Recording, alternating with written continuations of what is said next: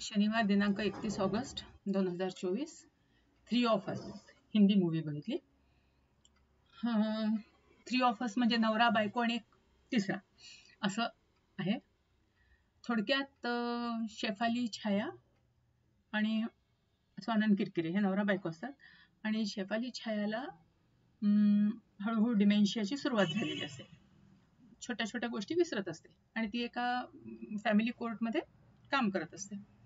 नवराही चांगल्या याच्यात असतो, त्यांना एक मुलगा असतो जो IIT मध्ये शिकत असतो. तर एक दिवस अचानक ती नवऱ्याला म्हणते की आपण वेंगुर्ल्याला जाऊया, एक तुम्हाला 5-6 दिवस सुट्टी मिळेल का ऑफिसमधून. तर तो म्हणतो ठीक आहे जाऊया. म्हणजे सगळेजण तिचं मन सांभाळायचा प्रयत्नच करत असतात, कारण दिसत असतं की ती आता हळूहळू विसरत चालली आहे सगळ्या गोष्टी. सगळी कोकणातली शूटिंग आहे, म्हणजे हे लोक मुंबईत राहत असतात. मग आता वेंगुर्ल्याला जायचं, हे लोक पोचतात तिथे. मग तिला तिच्या त्या जुन्या आठवणी आधी, सगळ्यात आधी शाळेत जाते ती. मग शाळेत ती एक प्रदीप कामत बद्दल विचारते. म्हणजे थोडक्यात लहानपणी ती जेव्हा 5वी ते 8वी तिथे शिकली असते, तर त्या दोघांचं छान दोस्ती असते, मैत्री असते, प्रेम असतं दोघांचं एकमेकांवर. आणि नंतर काहीतरी असा इन्सिडेंट होतो की यांच्या घराच्या मागच्या विहिरीमध्ये चुकून हिच्याकडनं तिची लहान बहीण बुडालेली असते. काही ते तिच्या हातातनं दोर सटकतो आणि ती बुडून मरते. आणि त्या इन्सिडेंट नंतर लगेच त्यांचे म्हणजे वडील ते सोडून गाव इकडे आले असतात मुंबईत. त्याच्यामुळे तिला प्रॉपर त्याचा निरोपही घेता आलेला नसतो. मग दाखवलेत की एकमेकांच्या भावना. मग तिचं ती कुठे कुठे जात होती, डान्स क्लास, बाकीच्या माळावरच्या लोकांना भेटायला.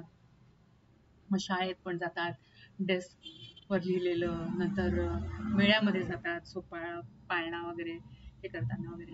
आता ह्याच्या बायकोला माहिती असतं की ह्याचं पहिलं प्रेम म्हणजे ही शेफाली छाया असते. तर ती गमतीने म्हणते, पहा म्हणे आता लगेच कशा कविता सुचतात आहे, किंवा कसा चेहरा खुललाय, इतके वर्ष आपल्या लग्नाला झाली 17, पण तुम्हाला कधी काही सुचलं नाही, किंवा तुम्हाला असं घेऊन जावं असं वाटलं नाही मला इकडे तिकडे. थोडक्यात आनंदी सगळेच असतात, पण म्हणजे तो जो एक वातावरण निर्मिती होऊन जाते जुन्या काळातल्या आठवणींची न्यायची, ते त्याच्यामध्ये दाखवलेलं आहे.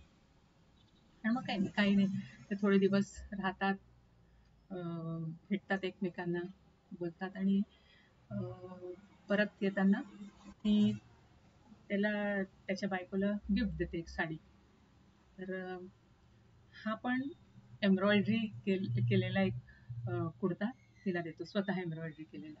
आणि तो म्हणतो की हा तुला म्हणजे वशीला आहे की तू इतकी चांगली वागली आणि तिच्याकरता. आणि मग परततात हे लोक. तर मग हा पण म्हणतो की माझ्याबरोबर नाही, तिथे ती किती आनंदी होती, कशी हसत होती सगळीकडे, इथे नाही तू हे होत. बरोबर. ती म्हणते म्हणायचं काय तुम्हाला, पण प्रत्येकाच्याच आयुष्यात अशा गोष्टी असतात कमी जास्त, आणि त्या जुन्या आठवणींमध्ये माणूस रमतोच, आनंदीच होतो.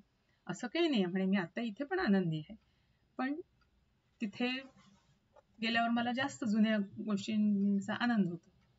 मग ती म्हणते मला असं भीती वाटते कधी कधी, माझ्या मुलाला तर नाही विसरून जाणार, भरतला.